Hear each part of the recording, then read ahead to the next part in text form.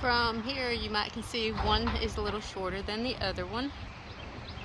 They both were the same height, and we've dropped this one down that much, as much as that solid bottom band.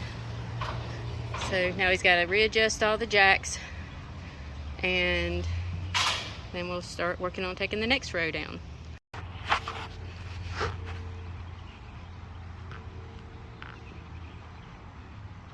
As you can see, we've took out 3 rings, and fixing to take this ring out. This on the bottom.